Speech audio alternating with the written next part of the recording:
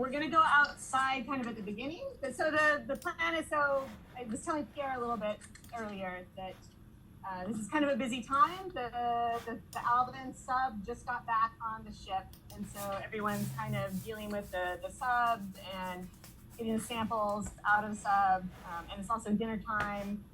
So one of our students, Tara Johnson, this was their first dive in the sub, so I thought we'd go down and meet them at the sub, and they can tell us a little bit about their experience, and hopefully we can see the rocks that they collected.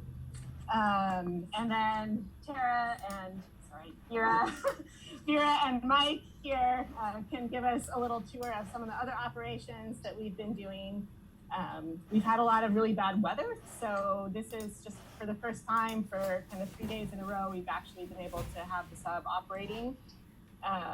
And otherwise, we've been doing some more rudimentary sampling that we'll show you later. So does anyone have any questions before we start? All right. So we'll go, like this. Yes.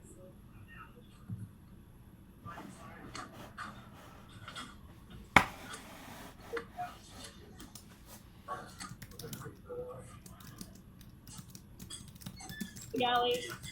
Yes. Yes.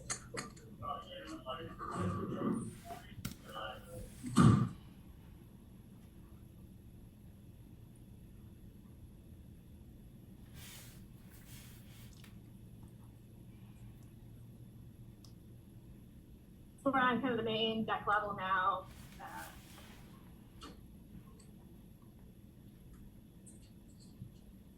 We're going to go out this way? Okay. I guess we can get around that way now. So this is where we have a little rock saw set up in here so that we can section the rocks as we bring them on board. So it's not wet lab to get that.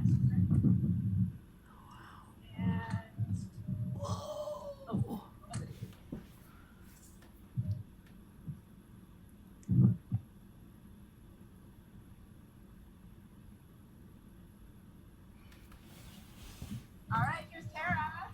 Tara just got out of the sub. The head came out. That's fun. So, hello. So this is Tara Johnson. Tara's a master's student at UW Milwaukee. So, yes, Tara's a master's student at UW Milwaukee. And I thought maybe since they just experienced their first time in the Alvin sub, they could tell us a little bit about what it was like. Yeah, so I just got out like 30 minutes ago, I think, but it was a really good time. We were delayed a bit because of weather, but we got down there after like an hour. It went pretty fast on descent. The currents were really strong, so they kind of pushed us a full kilometer off of our first point. So we sampled a bit out of our plan, but it went pretty well, and I saw a cool octopus and some weird, gross jellyfish. But I guess more importantly, I saw a lot of contacts between different lava flows. It was kind of going in and out of like jumbled sheet flows and then pillar lavas. But we sampled a bunch. I guess we could show if you want. So this is Alvin.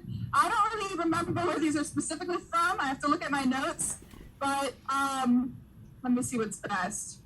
I don't know if you can see this one, but I think he was pulled from a collapsed pit. So this is the bottom, and you can see all these drip structures that came out of it. He's kind of probably too heavy for me to flip over. Yeah. But a lot of these should be good samples. Some are just like pure glass, I think, which would be good for our research. Let's see. Oh, there we go. Yeah, I don't know. I just got out and I feel like I immediately forgot everything I did. But it was a great time. So yeah. We have, it looks like they didn't use them today, but these things are little, we call them push cores. And it's a way to take a little core, little sediment core basically, take a little sediment core.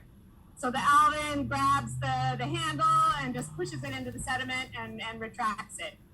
So we got one of those yesterday, and then we ruined it when we tried to take it out of the sample container. But yeah, So I think where Tara was at today, there wasn't probably a lot of sediment. They were very, very close to the spreading axis. So we went to a very large collapsed pit we saw on the Sentry data. And so that was kind of like a big basin with heavy sediment cover. But then it was all surrounded by kind of like pillow lavas. And so we were able to sample kind of the evacuated ones. We can snap off the rim easier. But since we saw a lot of sheet flows, I think that's kind of one of the reasons. Also time that we got a little bit of less samples, but a lot of them are hard to actually sample, or they just immediately crumbled. But otherwise, it was a really good dive. I had a great time. The pilot was great. And I want to go again. But yeah. Does anyone have any questions for Tara?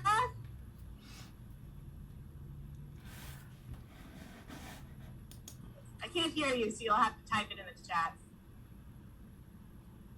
And hopefully I'll be able to see the chat. But okay.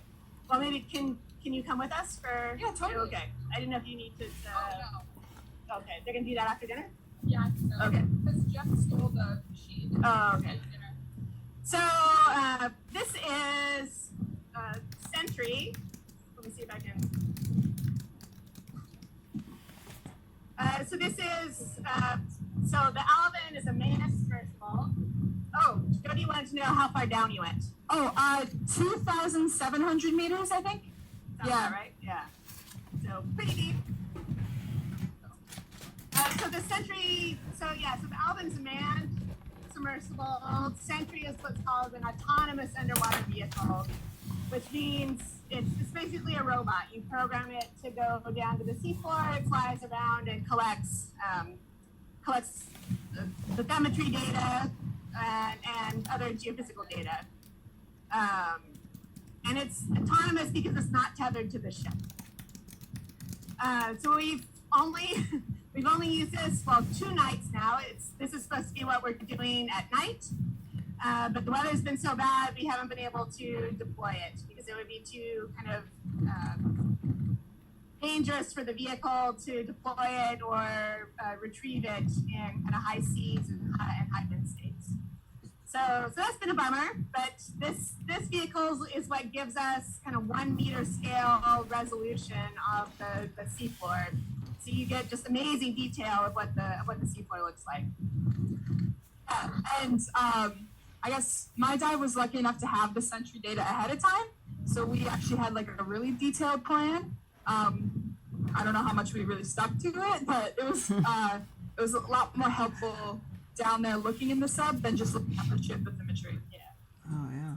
All right. So now we'll go. So maybe Vera and Mike can show us what we have been doing for the last I don't know how many days.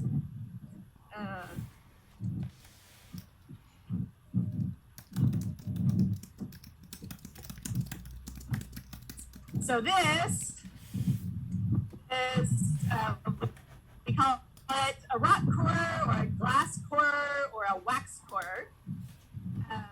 And maybe do you guys want to explain how it works?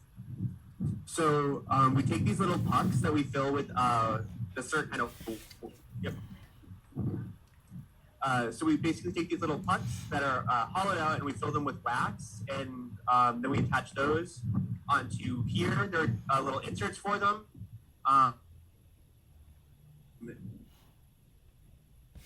There's 7 on the bottom.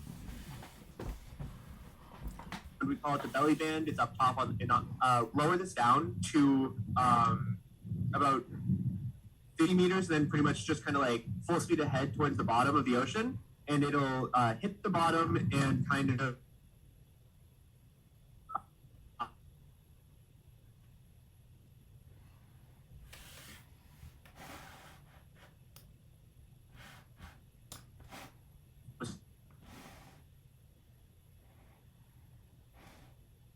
probably or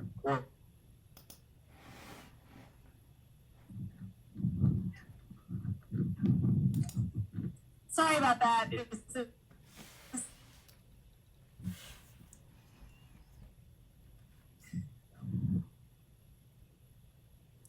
don't know. Let's go inside, maybe.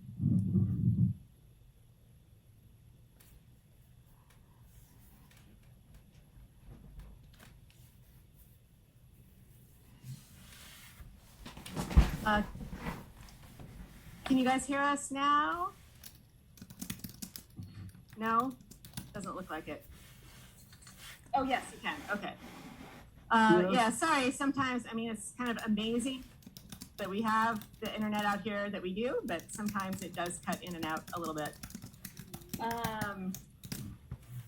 Yeah, how much did you get of the rock core explanation? Okay. So let's go back and, so yes, there's a ping pong table. This is our entertainment. So you asked, we've been at sea since November 12th, 13th, something like that. Yeah. And we're in the South Pacific, so we're about 2 days north of Easter Island or Rapa Nui, so about 17 degrees south. So it took us like 10 or 11 days just to get here.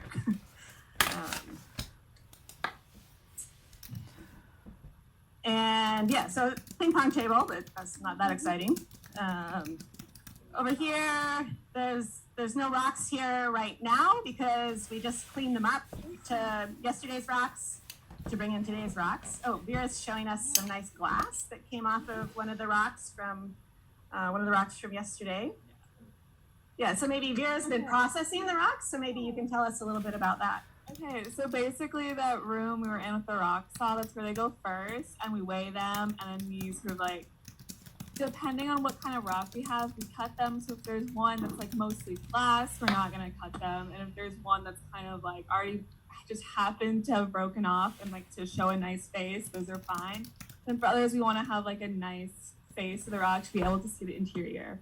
And then after that, we put them in their each own little buckets so we don't get confused, and we bring them out here to this table and they dry overnight because we need to describe them in the morning. And it's a lot harder to describe them when they're wet because I think it like the water darkens the rock and sort of makes everything like look more samey. And so in the mornings we come here and we like describe all the rocks, and then we separate all the glass, which we go to Tara or whoever is like measuring the moment of our glass samples. And we'll sort of split them up into the bigger parent rock, and then one of the cut sides will become a whole rock sample, and kind of split it between our two universities. So Boise State gets some rocks and glass, and we also get some rocks and glass. And after that, we also mount these QR codes onto some of these rocks, and that's because at the Scripps Oceanographic Institute, they're kind of going to go live in a repository there, and that QR code links to a bunch of like information about the rock. And I think Sue asked, where did it go? Sue asked what differences you're looking for in the glass and the rock. Okay, so on the sheet, there's like sort of what kind of rock is it, and they're all basically going to be basalt. There's also sort of like how many phenocrysts are in each sample. So each sample is going to not necessarily will be slightly different, but like from the different dyes we've seen, they have been slightly different. So like the amount of like crystals that are in the rock. So some rocks are just kind of like all basalt, and then some rocks have these little like pledge crystals, or even today we saw some olivine crystals, which was fun.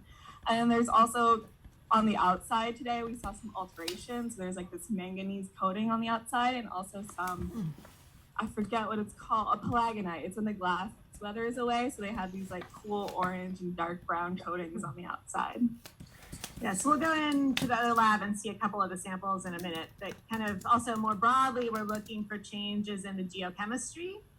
So lava flows that erupted at different time periods might have different geochemistry, and we're also looking at changes in their magnetic properties. So, oh, and over here today we took down, one of the things we did during the long days of the transit was to color styrofoam cups. Do we have an unshrunk cup for comparison? So this is a very common activity at sea, is you decorate your styrofoam cups and then they get sent down on something or other to the bottom of the ocean and they shrink. So we're trying to get an unshrunk one for scale. Yes, so unshrunk, shrunk, and a head. So shrunk, unshrunk, heads. Yeah, so Another form of entertainment. Let's see. I guess, this is Junai. Hi, Junai. Junai is currently at Woods Hole Oceanographic Institution, and he's helping out a lot with the Sentry data. Oh. Thank you. So maybe we can go back. What time is it? Yeah. Okay.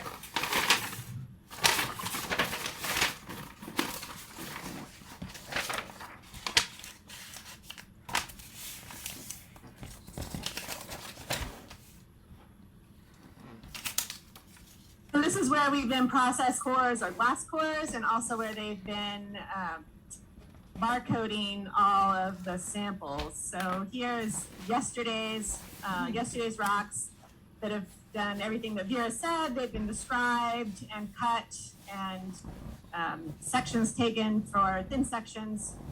This particular piece here was a crust of a pillow lava flow, and you can kind of see the ridges on it, and you can see the little barcode that we epoxied onto it, so that now everyone will always know where it came from.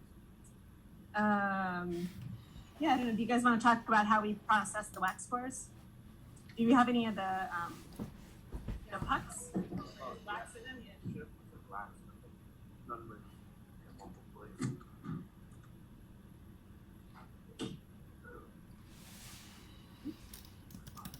All right, so this is one of the pucks that we were talking about that's filled with wax. So these are hollow, and we fill them about halfway with wax, poke a hole in the middle to equalize pressure as they go down. And so these get attached. And so then after they bring glass back up, what we do is we scrape off all of the glass, melt the wax so we can take out just the glass pieces. And then from there, we put them into the sonicator to give them a little bit better of a clean. And then from there, we set them out to dry, and then we sort them into the bags for the respective universities in the repository. Yeah, and so the wax collects. It mostly collects glass because that breaks off very easily from the surface of the flows. So it's not a good tool if the flows are old enough that they're heavily sedimented, because then you just get lots of mud. And someone asked, are you not near a plate boundary? We're actually smack dab on the East Pacific Rise, so we're right on a plate boundary. Oh, wow. And that's what we're studying, is we're studying the active kind of eruptions coming out of that plate boundary, and how the new plates are formed, essentially, and over what time scales. Somebody else asked, who's in the chat? Where did it go? Chat. Oh, what can you get from studying the glass? Kind of the same things Vera was talking about before. And we get the rock geochemistry. So as the magma chamber evolves, you might get different geochemistry, and so that can tell us something about magma processes. And then the magnetics. So what Vera has been doing with old samples, and what Tara will be doing with the new samples, is we can do experiments that will let us recover the strength of Earth's magnetic field at the time the glass was formed. That gets recorded by magnetite particles in the glass. And because we know to some extent how the strength of the field has changed over the last few hundred years, that helps us date the flows, essentially. Because it's very hard to date flows that are that young using radiometric methods. So it's one of our tools for kind of discriminating flows of different ages. I don't know, what else anything else we should, John? Oh, if you go to the computer lab, yeah, that's where some of so during the transit, we were measuring a lot of kind of geophysical data. So magnetic anomaly data, so like the magnetic stripes on the seafloor, and gravity data.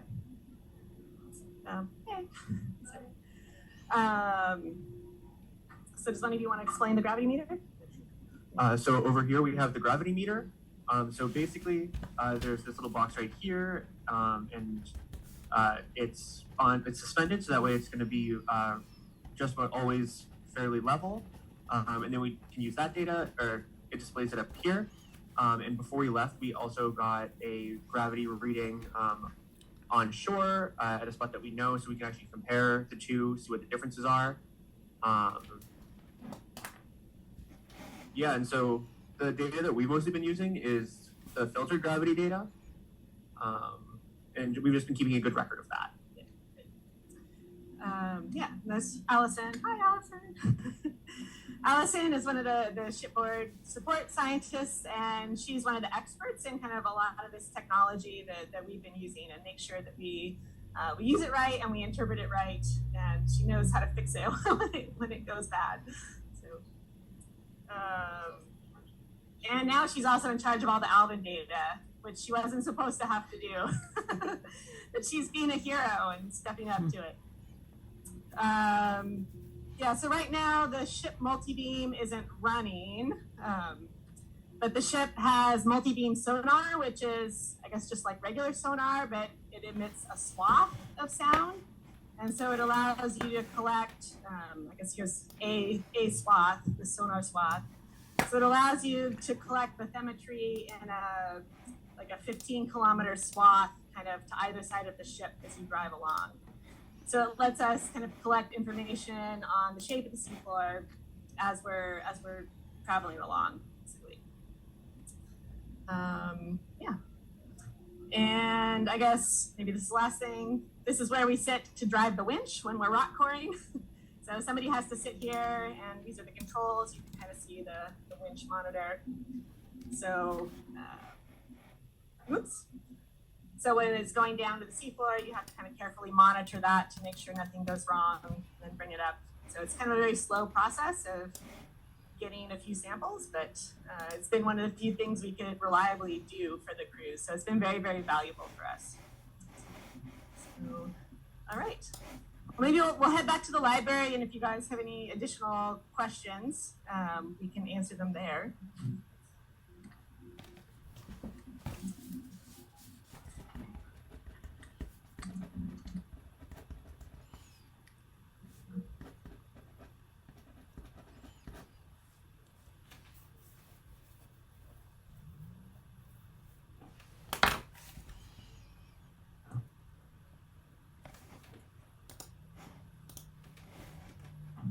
People finishing their dinner. Do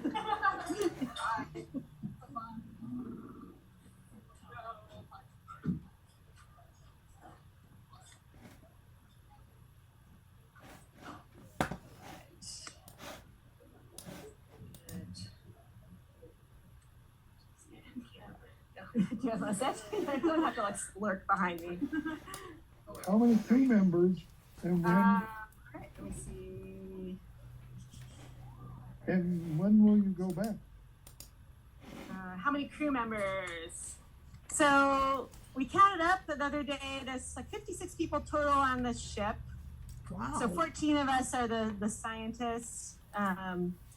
There's 5 or 6 each, like 5 or 6 for the Alvin, maybe more than that, for the Alvin team, and another 5 or 6 for the Sentry team.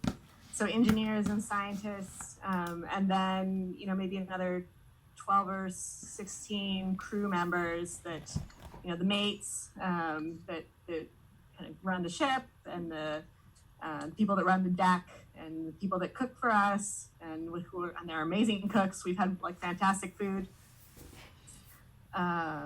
And we'll head back. We'll start heading back to port on the 17th, the night of the 17th. And we're not going back. So we left from San Diego. That's why we had such a long transit. And we'll wind up on Easter Island on Rapa Nui, and we'll fly home from there.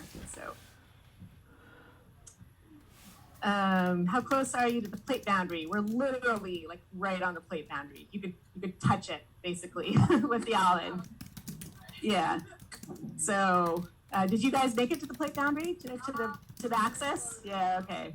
Yeah, we've had a couple of Alvin dives, that crossed, literally crossed, the eruptive axis from one side to the other, from one plate boundary to the other.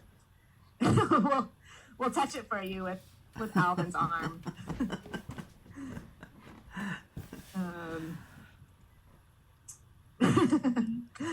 Any other questions?